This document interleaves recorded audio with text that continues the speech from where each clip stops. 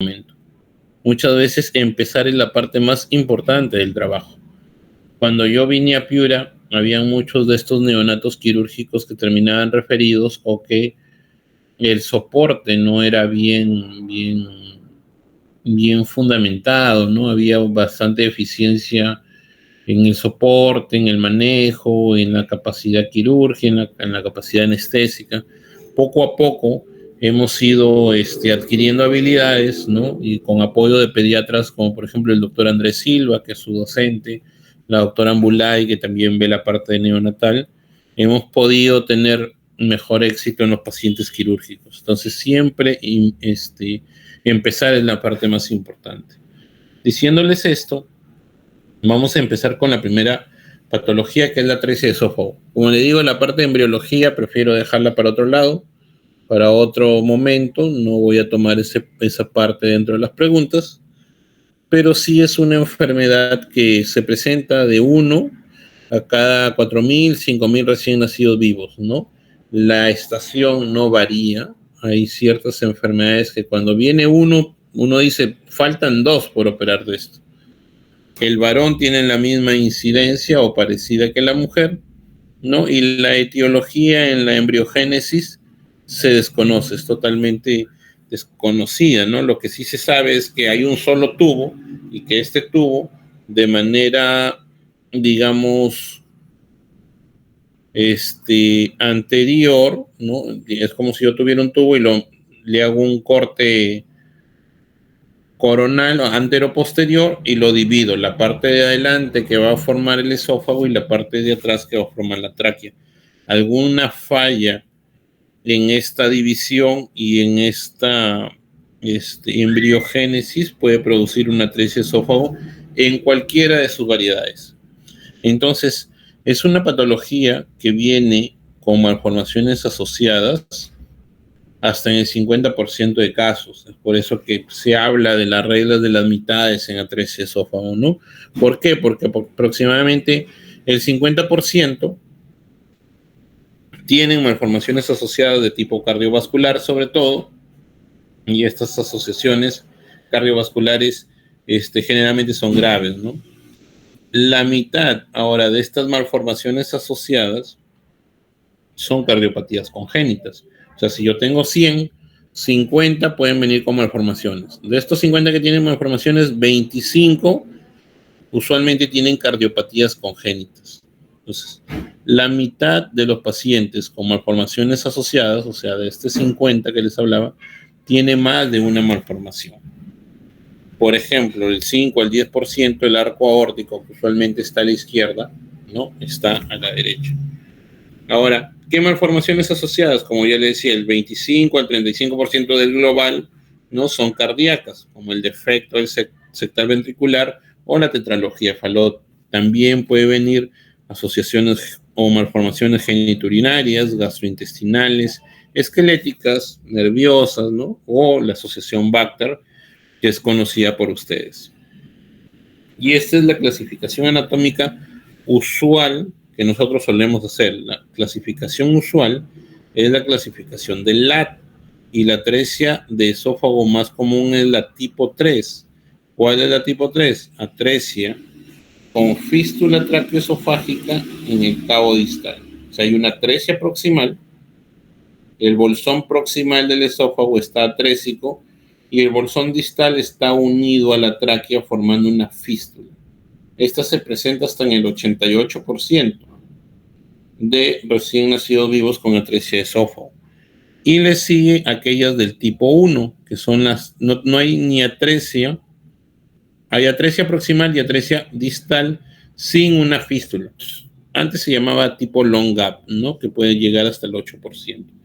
Entonces, eso es importante que ustedes tengan en cuenta. Cuando ustedes sospechen de una patología, sospechen de la patología más común. O sea, no, doctor, y si no tendrá tipo 2, oye, piensa primero en cuál es la más común y céntrate en eso. Ustedes como médicos próximos a ser, sobre todo médicos generales, piensen en lo más común. Si les llega a ser un niño con moco, tos, fiebre, O sea, no van a pensar pues que tiene una neumonía típica, que por el germen no sé cuánto. O sea, piensen primero que es un resfrío. Así tiene que pensar. Las rarezas es para cuando uno, dándole el tratamiento lo más común, no funciona. Yo ya tengo que pensar otras cosas. Entonces, hay un diagnóstico de la atresia de esófago prenatal que se presenta generalmente por polidrácnios y hay un diagnóstico postnatal. Este diagnóstico prenatal me sirve también yo para poder hacer un estudio genético, poder estudiar el líquido amniótico, hacer un ecocardiograma fetal, ver cómo está, si es que no tiene una patología cardíaca asociada. Y en el postnatal, bueno, tiene que haber un diagnóstico presuntivo inicial, una confirmación radiológica y una confirmación prequirúrgica.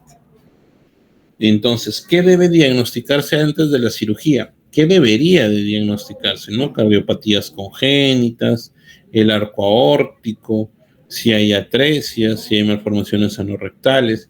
Es por eso que todo paciente con atresia de esófago mínimo debería de tener. Ahí cuando yo lo diagnostico de atresia de esófago y les tomo la radiografía, ahí voy a ver yo tórax y abdomen y ahí podría yo diagnosticar una atresia de duodeno, una atresia intestinal, ver el anito, ver si no tiene una malformación anorrectal asociada, ¿no? ¿Y cómo veo yo si es que tiene una cardiopatía asociada? Bueno, pedir la evaluación del cardiólogo que le haga un ecocardiograma, que me vea dónde está el arco aórtico para yo poder abordar a ese paciente en el momento de la cirugía. Y antes de darse de alta, yo tengo que sacar una ecografía renal, una ecografía de vías urinarias, llamar a la neuróloga, ver que no haya nada, de repente hacerle una ecografía de caderas, qué sé yo. Entonces, esos son importantes, son patologías, asociaciones importantes a tener en cuenta. Entonces, considerando que estos dos tipos de atresia son las más comunes, la atresia de esófago con fístula es aquel niño que saliva bastante, que no toma porque se ahoga, porque no tiene esófago, y hay una distensión abdominal progresiva con dificultad respiratoria. ¿Por qué? Porque como hay una comunicación entre la tráquea o entre el sistema respiratorio y el esófago distal, cuando el niño respira, ese aire no solamente va a los pulmones, sino también va al tracto gastrointestinal. Entonces se empiezan a llenar de aire los intestinos y puede haber una distensión poco a poco. En cambio, una atresia sin fístula tiene cialorrea, tiene dificultad en las tomas, pero no hay una neumatización intestinal porque no hay nada que conecte con el tracto gastrointestinal y tampoco hay un peligro de lesión química porque no hay comunicación con el árbol respiratorio, con el sistema respiratorio. Entonces, la imagen típica de esta atresia de esófago, en este caso yo le he puesto una sonda radio opaca y se ve, mire, que hay un stop. No pasa, ya saca. Si yo veo acá hay está lleno el estómago, o sea, quiere decir que probablemente hay una fístula. Hay aire que está tragando este niño y se está yendo al tracto gastrointestinal distal. Si yo quiero llegar más allá, yo solamente veo una burbuja. Este niño podría estar asociado también a una atresia duodenal de repente. Tendría que conocer más al niño. Obviamente esta es una figura sacada del internet. Tendría que conocer más el caso como para poder diagnosticar más cosas. Entonces, pero este es importante porque me permite conocer que antes de la cirugía yo debería tener una radiografía para ver si es que también no tiene una malformación gastrointestinal.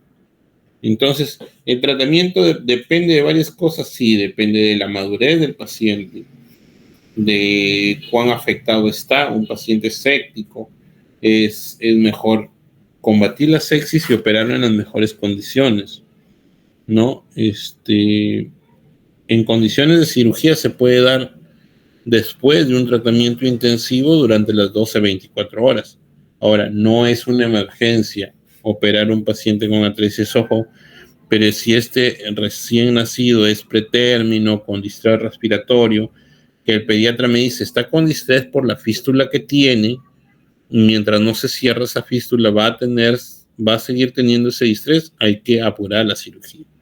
O si ese paciente viene con una atresia duodenal o una malformación anorrectal, yo tengo que solucionarle la patología de fondo sumada a la atresia de esófago, porque ese paciente sí se puede complicar, más si es una malformación anorrectal sin fístula.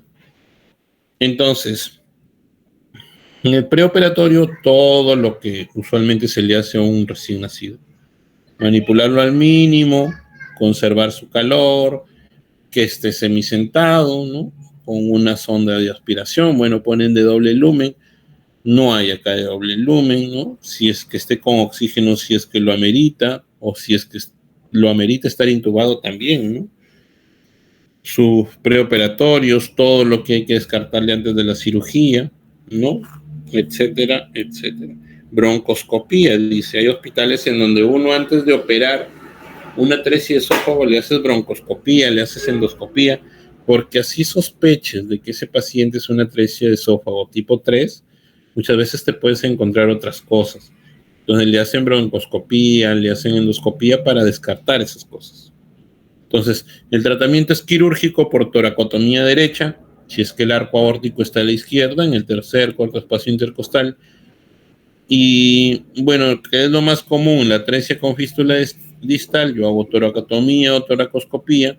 Hay que cerrar la fístula traqueosofágica y hay que tratar de unir el esófago con una anastomosis término-terminal del esófago.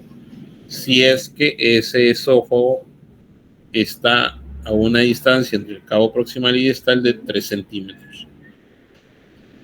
Si es que es una atresia sin fístula o long gap, o esta es una atresia de esófago tipo 3 con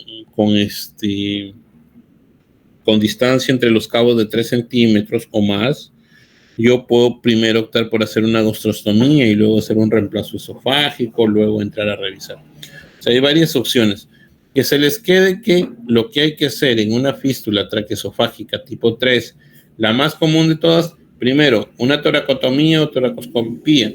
Segundo, cerrar la fístula. Y tercero, unir el esófago. Eso es lo ideal. Y bueno, si es una atresia sin fístula, primero una gastrostomía y luego ver cómo voy a tratar la parte del esófago. ¿No? Ahora hay muchas técnicas y hay mucho avance en lo que es reparación toracoscópica de las atresias de esófago.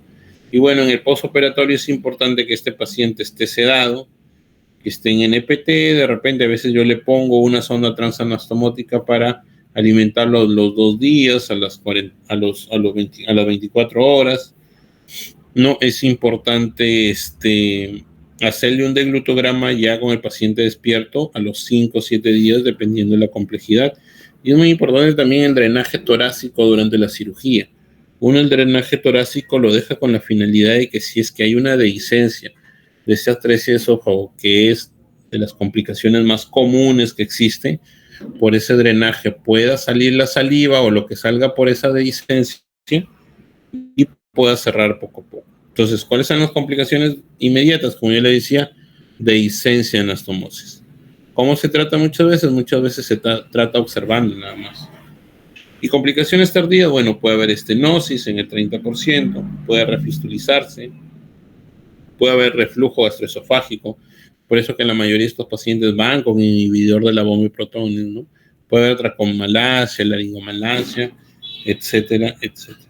Entonces, la supervivencia es buena de estos pacientes. Ahora, mientras más pequeño es, mientras más malformaciones tenga, mientras más complicaciones tenga, obviamente el pronóstico empeora, ¿no? Entonces, la clasificación de Watterson para ver pronóstico tiene en cuenta el bajo peso al nacer, la neumonía, si hay malformaciones asociadas, ¿no? Pero la que más se usa sobre riesgo preoperatorio es esta clasificación de Spitz. Como si yo tengo un niño de más de 1,5 kilos y no tiene malformación cardíaca grave, tiene una malformación, pues, por ejemplo, un CIA, un CIB pequeño, la sobrevida puede ir hasta el 98, 99%. Hay series muy avanzadas en donde dice la sobrevida es del 99 al 100%. Ahora, si pesa más de 1,5 kilos, pero tiene una malformación cardíaca mayor, por ejemplo, un falot, la sobrevida baja hasta aproximadamente el 60%. Y si aparte de esa malformación es menor de 1,5 kilos, la sobrevida obviamente baja hasta el 22-25%. Es un paciente que operamos. Si ustedes ven, este es el esófago proximal, este es el esófago distal. Este esófago venía conectado a esta parte de aquí. Si ustedes ven por aquí todavía se ve un poco de azul. Aquí estaba la fístula traqueoesofágica, la tráquea que estaba para acá, y el esófago venía aquí. Uno cierra la fístula, corta y une, hace la anastomosis esofágica. Esa es la cirugía que hay que hacer. Entonces, ya hemos hablado sobre atresia de esófago, es importante que tengan en cuenta los puntos claves. Ahora vamos a hablar sobre onfalocelia y gastrosquisis, sobre los defectos de la pared abdominal. Es importante, muchachos, que tengan en cuenta que a pesar de que la gastrosquisis es aquella en donde yo veo al niño con los intestinos afuera y es más aparatosa, para una madre es más impresionante, porque cuando a veces uno presenta un onfalocelia a la mamá, bueno, le ve ahí una bola, pero la bola está íntegra. Imagínate presentarle a una mamá a su niño con los intestinos afuera porque así nació, ¿no? Entonces es dramático. A pesar del drama de la gastrosquisis, quiero que se le quede grabado de que la gastrosquisis es la que mejor pronóstico tiene y la que menos malformaciones asociadas tiene. Entonces, partiendo de ahí y hablando del onfalocelia, el onfalocelia puede ser superior a la cabeza y común la pentalogía de Cantrell. Puede ser un onfalocelia medio, que es el clásico, que puede ser el pequeño, como una hernia de cordón, mediano, donde no hay el hígado, y grande, donde esté el hígado, o un onfalocelia inferior asociado a extrofia de vejiga o cloaca, que son complicaciones o malformaciones mayores, ¿no? Y la gastrosquisis puede ser simple o puede estar complicada con estenosis, con vólvulo, con perforación o con atresia intestinal. Entonces, este onfalocelia, como defecto de la pared anterior, los intestinos se encuentran cubiertos por una membrana. La incidencia de casi todas estas patologías va de 1 en 3,000 a 5,000, 4,000 nacidos vivos, ¿no? Su elevada mortalidad, como le decía, es debido al alto porcentaje de malformaciones asociadas. El 30% presenta un cariotipo alterado, en especial las trisomías 13 y 18, siendo menos frecuente la trisomía 21. Ahora, más de la mitad, a diferencia de la atresia esófago, donde era la mitad, acá más de la mitad presentan malformaciones asociadas. Y justamente esas malformaciones asociadas son los que los complican hasta la muerte. No, esto no lo vamos a tocar. Esos son algunos síndromes asociados a onfalocelia. Yo les voy a pasar las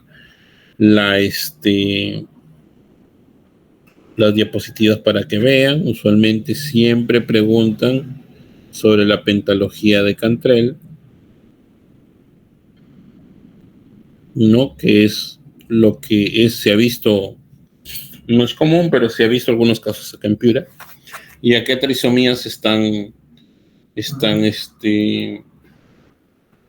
asociados, porque imagínense, preguntarles sobre el síndrome de regresión caudal, o sea, aprenderse eso a estas alturas, considerando que el examen ya es pronto, ya sería estarlos condenando a que probablemente se equivoquen. La idea de un examen, pienso yo, es preguntarles algo que ustedes lo vean, lo graben, lo fijen y que les sirva en la vida diaria. O sea, yo les voy a preguntar, el 0.05% de las atresias de esófago, ¿cómo se manifiestan? O sea, no tiene sentido, ¿no? O sea, yo los que tendría que preguntar, la mayoría de atresia de esófago se presentan ¿cómo? ¿Cuál es lo más común de atresia de esófago? Para que se les quede, si no, o sea, ya cuando yo estudiaba pregrado, habían algunos docentes que cogías el Harrison, entonces en el módulo de, qué sé yo, de reumato, ¿no? Tú decías, reumato, pues, ¿qué es lo más común, no? Artritis, lupus, qué sé yo, ¿no?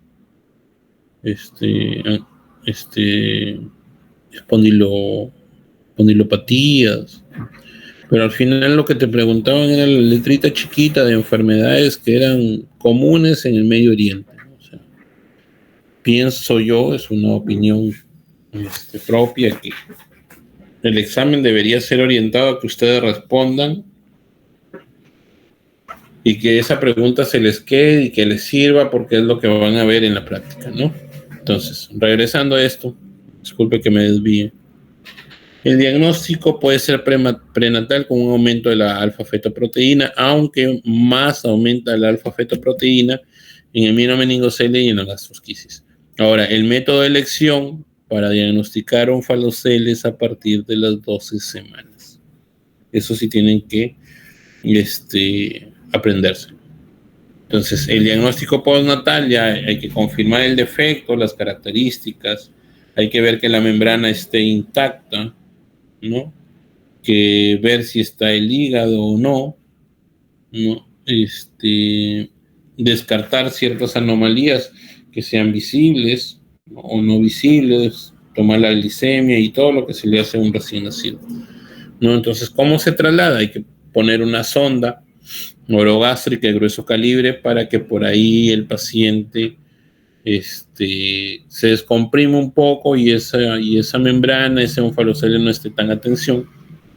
Bueno, hay que evitar la hipotermia, cubrir el defecto, etcétera, etcétera. Antes el onfalocele solamente lo dejaban ahí a que poco a poco se vaya cerrando, pero producía bastante, o quedaba bastante incidencia de eventraciones. Entonces quedaba todo el hueco ahí, de ahí había que estarlo operando, ese chica. Entonces, ahora ya no. Ahora la idea es cerrarlo a este paciente. Entonces, el tratamiento ahora, sobre todo de un onfalocele grande, porque si es un onfalocele pequeño, yo lo entro a operar y debería de entrar todo.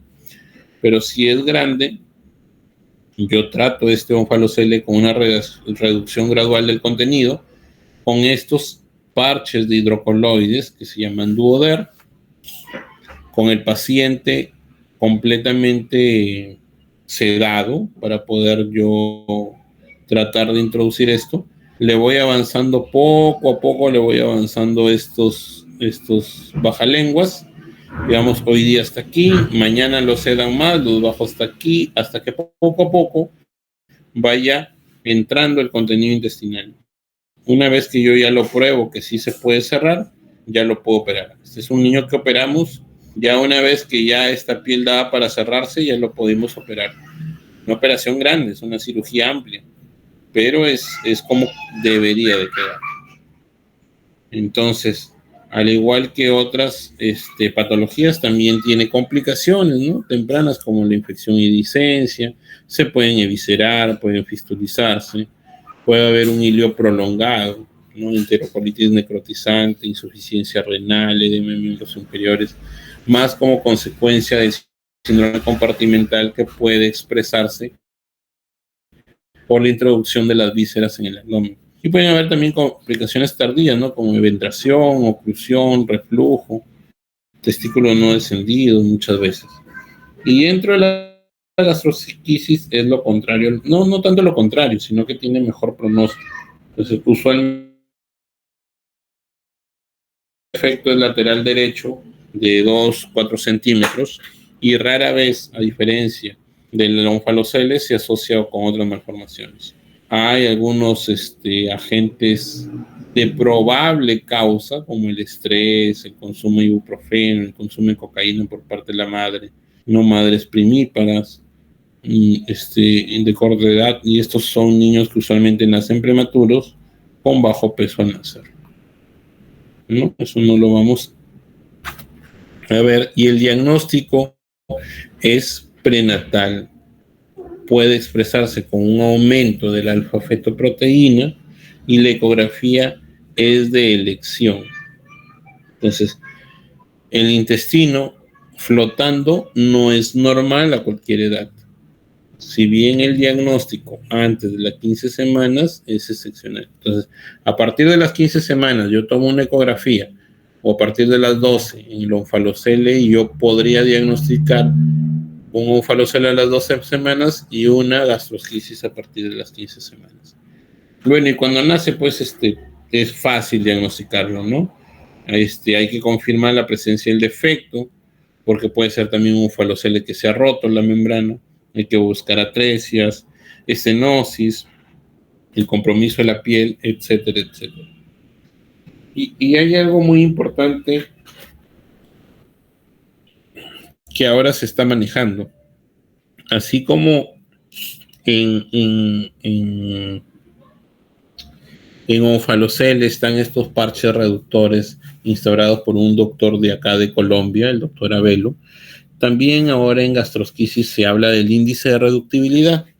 Este índice de reductibilidad se utiliza para saber qué niños pueden recibir una reducción completa de las vísceras y cuáles van a necesitar un silo.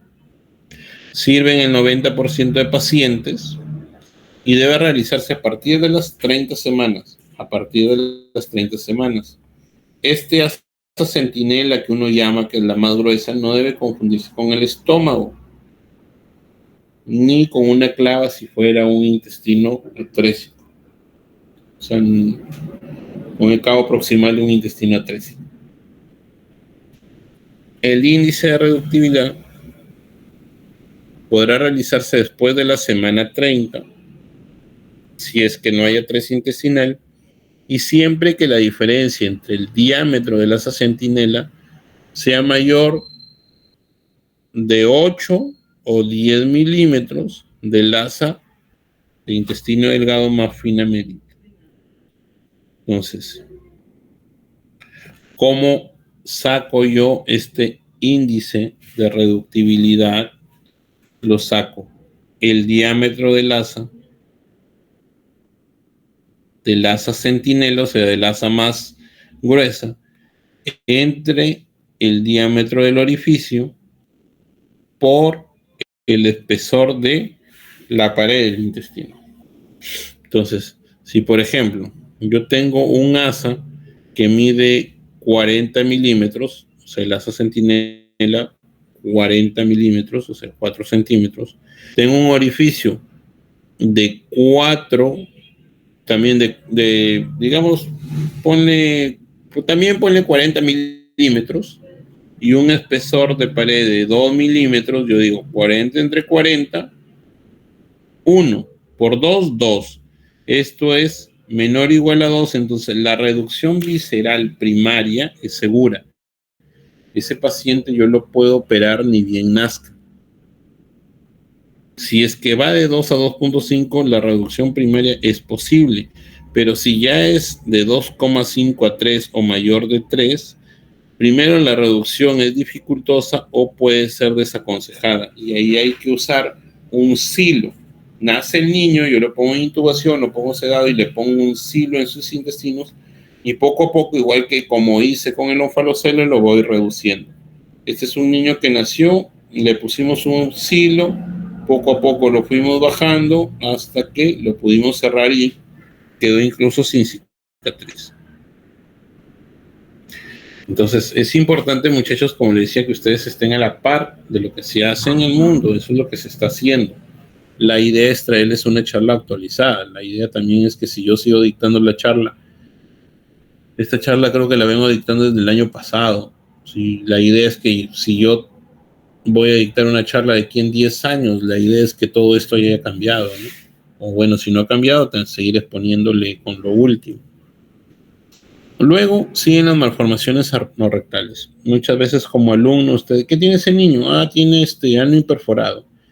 Y ano imperforado le llaman a todos los niños que tienen malformación anorrectal, y no es así. Porque un ano imperforado, como su mismo nombre lo dice, es aquel ano que no está perforado. O sea, que no tiene una fístula, que no tiene salida de nada. En todo caso, ano imperforado se llamarán aquellas malformaciones anorrectales sin fístula. Hay malformaciones anorrectales con fístula, o sea, que tienen un orificio de salida por otro lado, menos en el lugar donde debería de estar su ano. Y hay malformaciones anorrectales sin fístula, en donde no tienen salida por ningún lado. Entonces, la incidencia es lo mismo. Hay un riesgo de hasta el 1% en el segundo hijo, si es que ya has tenido un hijo con malformación anorrectal. Y aquí hay un disturbio en la embriogénesis, donde el intestino distal falla en llegar al perineo. Y entonces puede estar asociada también a síndrome de Down y a Bacter. Hoy día justamente he operado ahí en el hospital una malformación anorrectal de un chico con aparente síndrome de Down y sin fístula. Entonces, el defecto más frecuente en el varón, si ustedes ven un varón, es la fístula recto-uretral. ¿Qué quiere decir? Que el recto no termina donde terminaría, tiene una fístula y esa fístula está conectada a la uretra. Eso es lo más común en varones. Y en las niñas es la fístula rectovestibular. O sea, el recto sigue una fístula y esta fístula termina en el vestíbulo vaginal.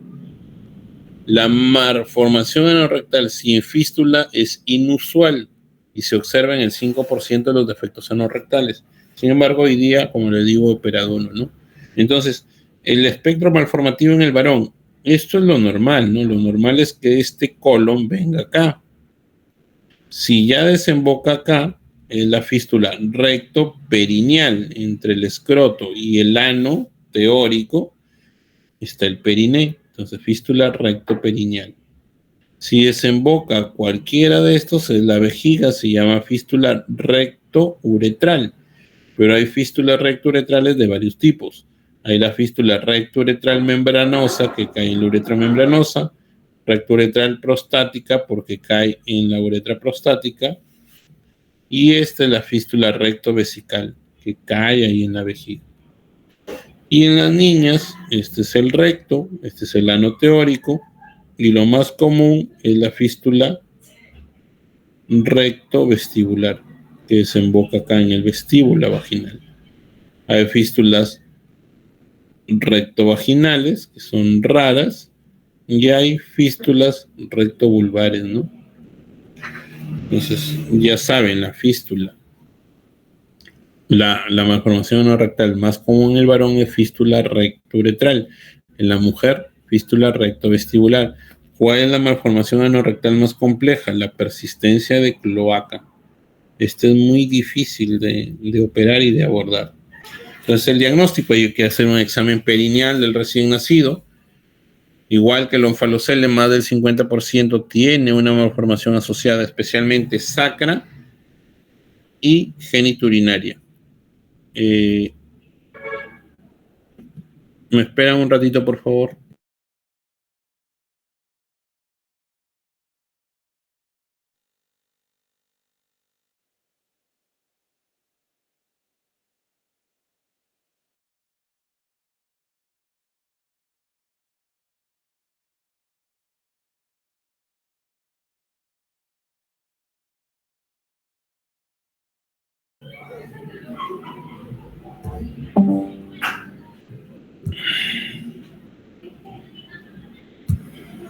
Ya, disculpen, chicos. Entonces, al igual que el onfalocele, más del 50% presenta una malformación asociada. Las malformaciones más comunes en atresia de esófago, las cardíacas.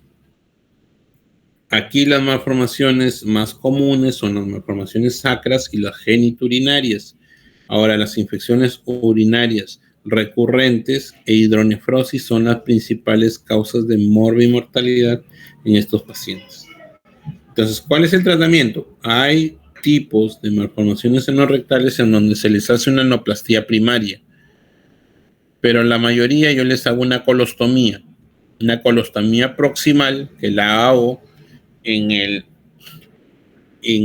la parte distal del colon descendente, hago una colostomía distal, hago una colostomía proximal, perdón, es por donde sale el intestino, hago una fístula distal. Esta fístula distal, ¿con qué objetivo la hago? Lo hago con el objetivo de por aquí luego pasar contraste, tomarle fotos, hacer un colostograma y ver dónde realmente está el recto teórico, ¿no? Si es que hay una fístula ahí que comunica, qué sé yo. Entonces, lo primero es una colostomía, luego hay que estudiarlo con un colostograma, luego hay que hacer una anorrectoplastía sagital posterior de Alberto Peña, es un doctor que tiene una técnica para hacer un ano teórico, como se ve acá, y luego es el cierre de la colostomía. Ahora, es muy importante lo que les pongo aquí. Un error en la elección de la técnica quirúrgica inicial puede provocar secuelas irreversibles o empeorar aún más el pronóstico. Por ejemplo, yo a veces me creo muy canchero, voy a hacer una anoplastía primaria y de repente ese niño ya viene con 4 días de nacido, es un mar sin fístula, está séptico y se me infecta ese ano que yo le hago. De hecho que podría curar, ¿no? Pero ya ustedes saben que cualquier infección lleva una cicatrización y si se cicatriza el músculo con con los esfínteres, o sea, es catastrófico para ese niño porque ese niño podría quedar incontinente de por vida. Entonces hay que elegir bien la técnica que nosotros vamos a estudiar, a realizar. Y el último tema es la atresia intestinal. La atresia intestinal, rara vez hay asociación familiar y a diferencia de la atresia duodenal, menos del 1% de las malformaciones tipo atresia intestinal, del yeyuno hasta el ilio, tienen malformaciones asociadas. Los segmentos más frecuentes son el ilion distal, o sea, el 35%, los segmentos más frecuentes donde se realizan, ¿no? Donde uno encuentra la atresia intestinal, ilion distal, yeyuno proximal, yeyuno distal o ilion proximal, no en ese orden. Lo más común, ilion distal. Entonces, se presenta en términos generales de 1 en 5.000 nacidos vivos, no hay diferencia por sexo y tiene usualmente se ve niños con bajo peso en atresias de intestino tipo múltiple, ¿no? Como ustedes saben, el intestino usualmente hay un momento del intestino de la embriogénesis en que está cerrado. Entonces, esa falta de recanalización de la luz intestinal podría ser una causa de atresia intestinal o algún accidente vascular produce que cierta parte del intestino no se irrigue bien y se vaya atrofiando, se vaya atresiando poco a poco. Pueden haber invaginaciones intraúteros, vólvulos, torsión del intestino fetal con producción o con secuelas tipo atresia intestinal en los recién nacidos. Hay varias teorías sobre esto. Entonces, esta atresia intestinal es simple, es fácil de resolver si es del tipo 1, 2 o del tipo 3B. Es compleja si es del tipo 3A, perdón. Es compleja si es del tipo 3B o Apple Pill, tipo 4 o atresias múltiples o si viene acompañada de gastrosquisis o enfermedad meconial. Tipo 1 es aquella que tiene una membrana aquí, yo corto aquí, corto acá y uno esto. Tipo 2 es un cordón fibroso, la cirugía es parecida. Tipo 3 está separado, el meso de acá para el intestino proximal y el meso de acá para el intestino distal, no hay ningún cordón fibroso entre ambos. Estas son simples. La tipo 3B es aquella de Apple Pill. Hay una atresia proximal y el de acá es un solo intestino que va hasta acá. Son muy difíciles porque podría quedar con un intestino corto y eso ser catastrófico. Y la tipo 4 son las atresias intestinales múltiples, ¿no? El diagnóstico yo lo podría hacer prenatal, no en aquellos pacientes que tienen polidranios o por lo menos sospecharlo en una ecografía prenatal. Es fácil diagnosticar una atresia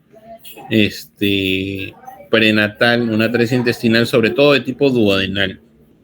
Y postnatal puedo yo obtener vómitos, primero salivales, de repente vómitos biliosos. Dependiendo de dónde esté obstruido ese paciente, puedo obtener distensión abdominal. Y el estudio por excelencia, la radiografía de abdomen de frente, de pie o de cúbito dorsal, ¿no? Hay que tener mucho ojo con la atresia duodenal, ¿no? Que yo lo podría diagnosticar fácilmente a través de una doble burbuja desde la ecografía prenatal. La atresia ilial, ¿no? Una atresia yeyunal. La atresia ilial hay más intestino con neumatosis porque es ilial, está más distal. La atresia yeyunal hay poco intestino con neumatosis. Esas son cosas que a mí me hacen sospechar de si es ilial o de si es yeyunal. ¿no? Esta es una típica imagen de doble burbuja, o sea, de una atresia duodenal, ¿no? Y el tratamiento es quirúrgico, ¿no? Hay una técnica de Nixon en donde yo saco la clava se llama este intestino atrésico, y la saco porque se ha visto, se ha demostrado que este, los intestinos atrésicos, sobre todo proximales, los 10, 15 centímetros tienen células que no les sirven. Entonces, por eso es que uno opta a sacar esto y tratar de anastomosar el intestino bueno. Y el distal también yo le puedo hacer alguna plastía de tal manera que me quede una anastomosis término lateral. Igual, por ejemplo, esta es la técnica de Thomas, donde yo modelo el intestino. No lo reseco como acá, yo prefiero la de acá.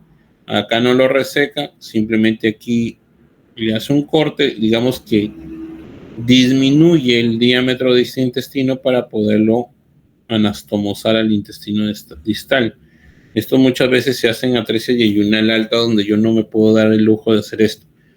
Pero estos pacientes demoran más en progresar su tránsito intestinal.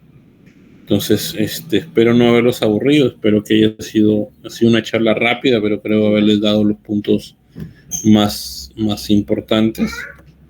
No sé si tuvieran alguna pregunta.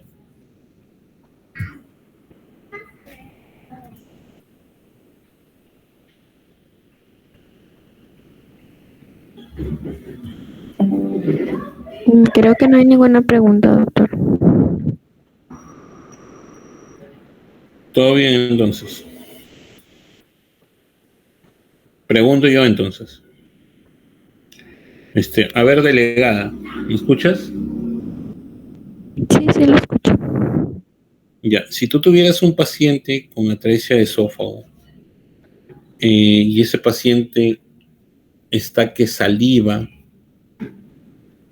tú le sacas una radiografía, la sonda se queda, hay una imagen de doble burbuja. ¿Cuál sería para ti el diagnóstico de ese paciente? ¿Está con cialorrea? ¿Dificultad para Una atresia duodenal? una atresia duodenal por la imagen de doble burbuja? ¿Nada más? Claro. ¿Qué pasa si no pasa la sonda por el esófago? Con fístula. Ujú. La fístula que no está presente ahí tampoco. ¿Una fístula proximal o una fístula distal? ¿Tú qué dices, Carlos Zapata?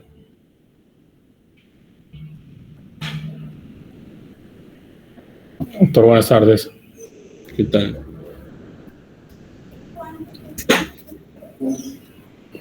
Proximal, doctor, yo diría. Sería distal, doctor. La fístula sería distal, Sí, ¿sí? sí, sí, sería distal. Primero piensen en lo más común. José Miguel Sosa, ¿cuál es la atresia de esófago más común? ¿Cuál es la tipo 3?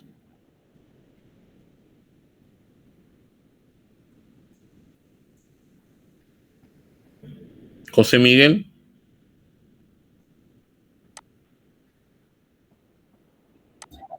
¿cuál es la tipo 3?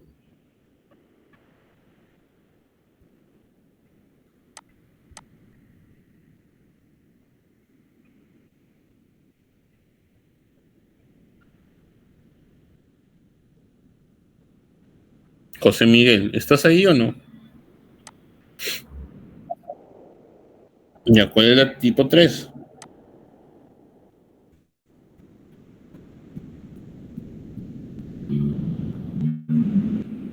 Bueno, Solange Sandoval,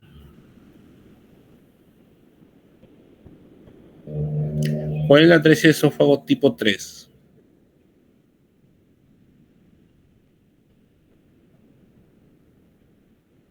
Hola.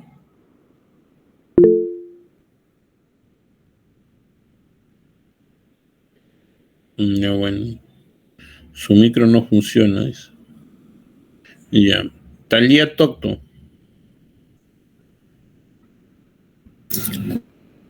Doctor, buenas tardes. Buenas tardes, Talía. Dime, ¿cuál es la... Ya, por incidencia y por lo que les he comentado, no pasa la sonda, ya sé que es una atresia de esófago. Tipo 3, ¿por qué? Porque hay neumatosis intestinal distal. Ahora, entonces sería una atresia de esófago, probablemente una atresia de esófago tipo 3 con una atresia duodenal. Ese paciente, si yo lo veo ahorita, ¿necesito adelantarle la cirugía o podría esperar hasta el lunes?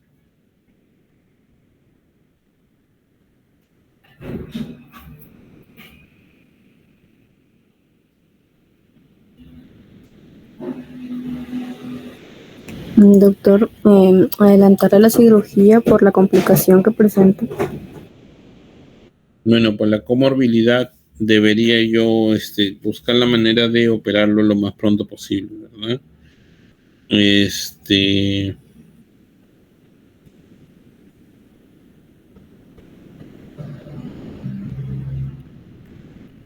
Hilda Ramírez. Sí, doctor, buenas tardes. ¿Qué tal? Buenas tardes, Hilda. ¿Cuál es la malformación anorrectal más común en el varón? La más común que mencionó fue la fístula rectouretral. ¿Y en la mujer? La fístula, La primera es la fístula rectouretral. en el En la varón. mujer La es la fístula rectovestibular. rectovestibular. Es importante porque eso es lo más común que se presenta. José Alexander Silva. Sí, doctor. Buenas tardes. ¿Qué tal? Buenas tardes. Tú tienes un onfalocele que te nace y el diámetro de su defecto es de 2 centímetros. ¿Le haces una reducción escalonada o lo preparas para operarlo en una sola cirugía? Ahí el riesgo es bajo, doctor. Sería que ya lo podría operar. Claro, ¿no? O sea, si su onfalocele no es muy grande, yo probablemente lo opere sin que ese niño me pueda quedar con alguna eventración asociada. María Fernanda Pingo.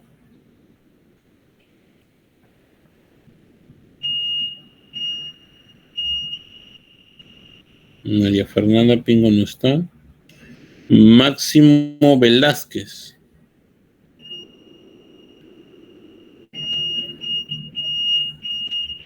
Tampoco está. Nauca Reyes. Sí, doctor, buenas tardes. Si yo tengo un paciente, ¿cómo diferencio cómo diferencio un paciente con atresia duodenal de uno con atresia ileal?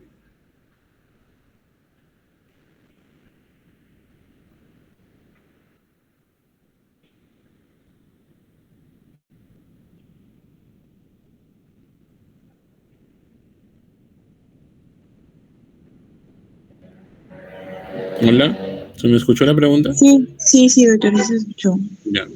Clínicamente, o sea, respecto al examen físico. Claro. A ver, te ayudo. ¿Cuál se va a distender más? ¿Aquel que tiene una atresia duodenal o aquel que tiene una atresia ileal?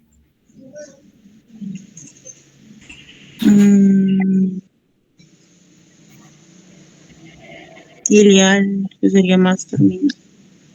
Más terminal, o sea, es como si yo te abro el abdomen y yo en el duodeno, te aprieto el duodeno y ya no te dejo pasar los alimentos. Yo te aprieto el duodeno, o sea, los vómitos van a ser más rápidos, se van a presentar antes en una atresia duodenal. Pero la distensión va a ser más aparatosa en atresia ileal porque va a tener que pasar duodeno, yeyuno, hasta que llegue al ilion y encuentre un stop. Entonces, los vómitos van a ser más tardíos, pero va a haber más distensión. Probablemente sean más tardíos, como ya le digo, y ese paciente yo tendría que observarlo, igual a los dos, ¿no? Pero ese paciente, si es que ya yo por ahí, irlo viendo, progresando, irle tomando radiografías para irlo viendo. Bien, muchachos, espero haberles ayudado. Como le digo, mira,